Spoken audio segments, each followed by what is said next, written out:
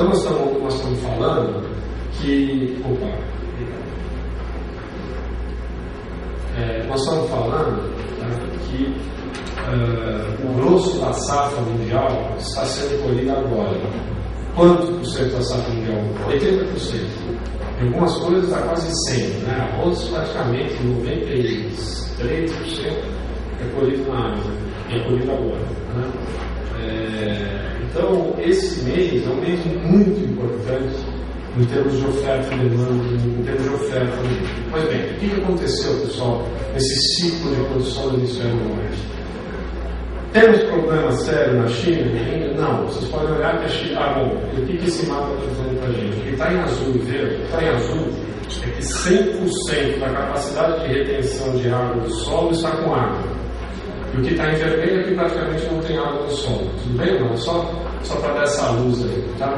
Então, se a gente olhar, há um teor de umidade relativamente alto, né, na China, na Ásia,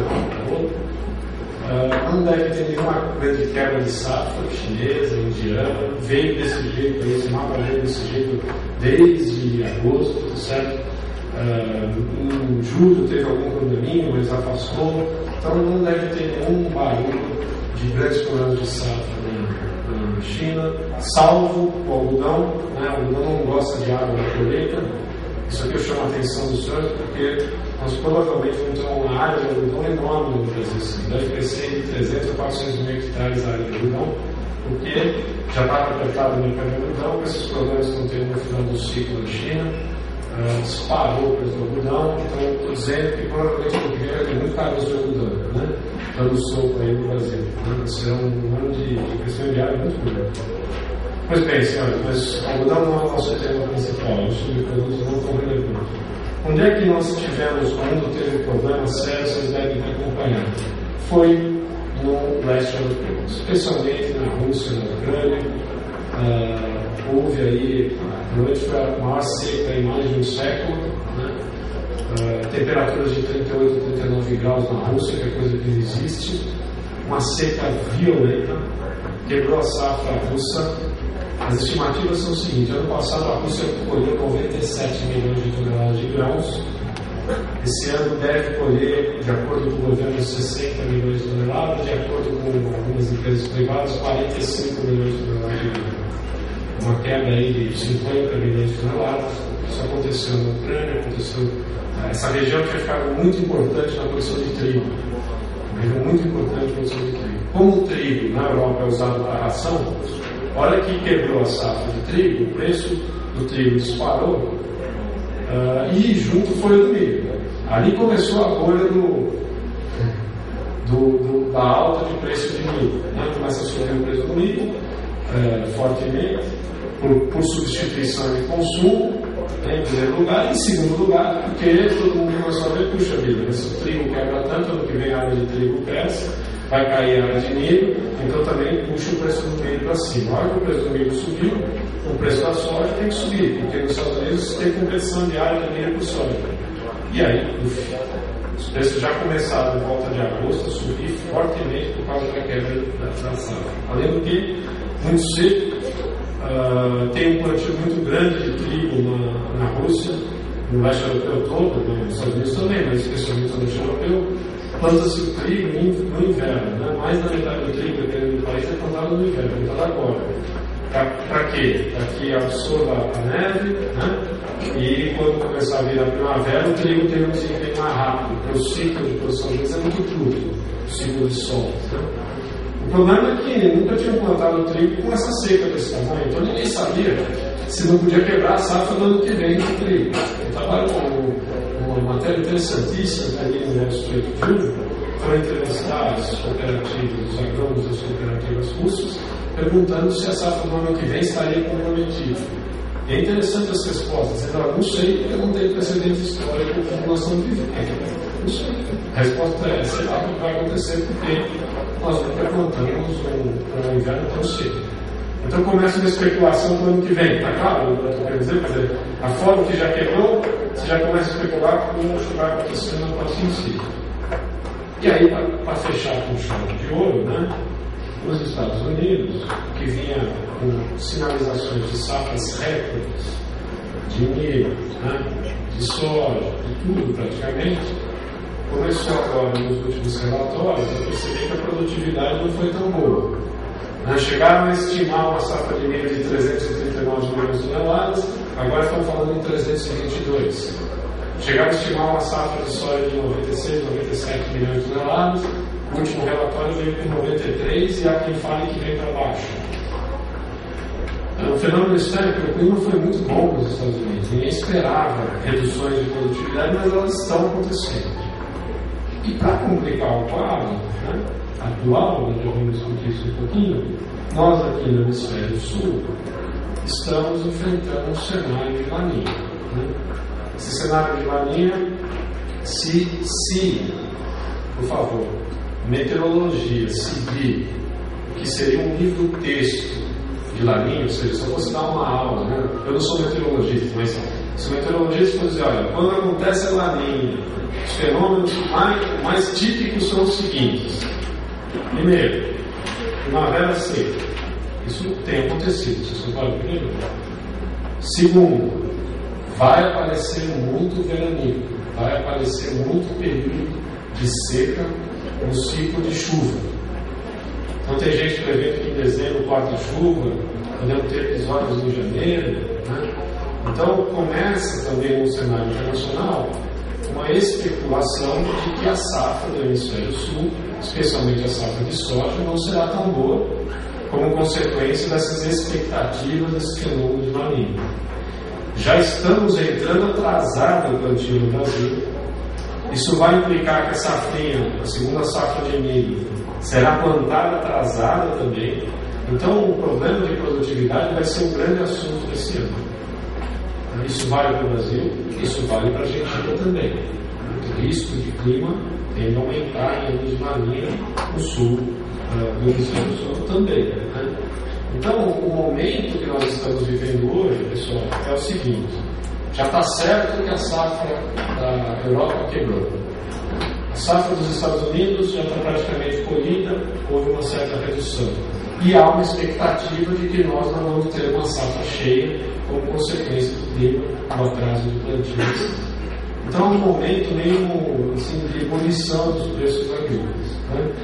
Vamos olhar um pouquinho, então, os abastecimentos de soja e milho no mundo, fazer os nossos cenários e discutir o mercado de carne. Né? Tem os mapas melhores aí, mas eu queria começar a falar de soja. Para quem nunca assistiu minhas palestras, eu vou parar nessa tabela e ela explicar, só um segundo, peço desculpas àqueles que já viram. Aqui eu tenho que fazer com uma única tabela oferta e demanda no mundo, e o que me interessa é a última linha. Tá? Mas fundamentalmente, pessoal, isso aqui é o ano agrícola do Hemisfério Norte. São dados do USDA, do governo americano. Portanto, é uma safra que começa, o ano agrícola começa em outubro e termina em setembro. Tá? Isso aqui, ó, esse verde mais claro, é o ano agrícola que se encerrou agora em setembro. Tá? Ou seja, a colheita dos Estados Unidos do ano passado, 91 milhões de toneladas, a colheita brasileira de 68,5, quase 69 milhões de toneladas, que nós colhemos em março, a colheita argentina também, no período de março, etc.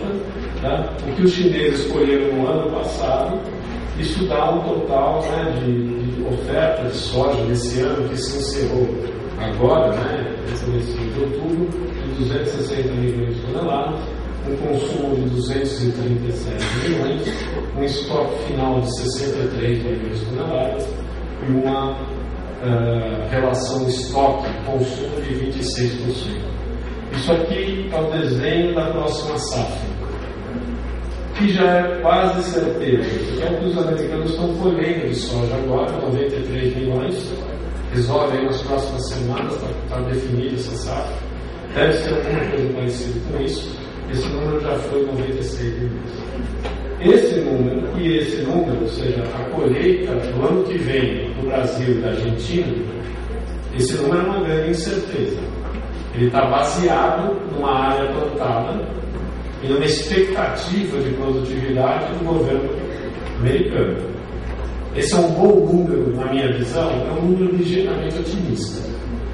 ligeiramente otimista. A área de soja vai crescer no Brasil, pode crescer alguma coisa na Argentina, mas é bem otimista. Um clima desse tem que ajudar muito. São Pedro tem que ajudar muito para que as coisas andem desse jeito. Tá? Notem vocês que os estoques são relativamente bons, né, mas apontam uma redução dos estoques.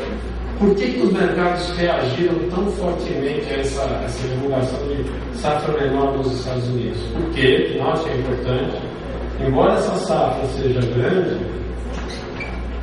os estoques finais dos Estados Unidos projetados eram de 7 milhões de toneladas, com uma colheita de 96 milhões de toneladas, mas são agora de apenas 4 milhões de toneladas, com uma colheita de 93. Significa o seguinte, pessoal, se quebrar mais 2 milhões de toneladas, não tem soja nos Estados Unidos. Às vezes conforme 50 e poucos milhões de toneladas de soja. 4 milhões dá para 20 dias de consumo. Como Chicago reflete muito o que acontece nos Estados Unidos, os estoques estão pressionando. Mas eu queria fazer para vocês uma colocação intrigante. Eu quero provocá-los ao seguinte raciocínio. Essa relação estoque-consumo, ela é uma relação estoque-consumo que é bastante elevada.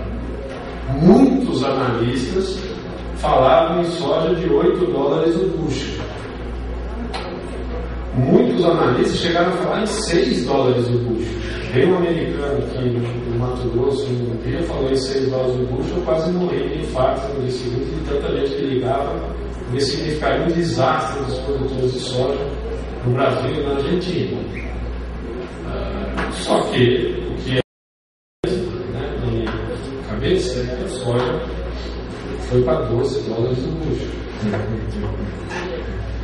Muito acima do que a oferta tenderia a dizer. Outro fenômeno, né? A pergunta que eu traria para vocês é: por quê? Por que essa soja está tão puxada? Se tem soja, pelo menos tinha até agora, né? Não sei, para o ano que vem, talvez tenha um ciclo de especulação, por que essa soja ficou 10,5, rodou esse ano inteirinho acima de 9, perto de 10, foi para 11, agora pulou dos $12,5 o bushel. Saca de soja multiplica por 2,2, você tem uma ideia de quanto é que isso vira em dólares por saco. Só para fazer uma conta assim rápida. Bom, senhores, vamos tentar ler esse mercado. Vamos fazer algumas hipóteses. Uma primeira hipótese seria dizer o seguinte: escuta, esse mercado está muito especulativo, essa soja está irreal esse preço. Provavelmente tem muito especulador comprando soja. Verdade? Verdade. Agora aqui é um negócio mais técnico, tá? Eu vou me meter um segundo só nesse gráfico que eu construí aqui para vocês. Por favor, tá? Vamos ver se eu consigo explicar esse gráfico de uma maneira bem objetiva. Isso aqui é o seguinte, pessoal: é o número de contratos em Chicago que estão na mão do que a gente chama de non-commercial. Ou seja, o hedge fund, o especulador, o cara que não é do negócio,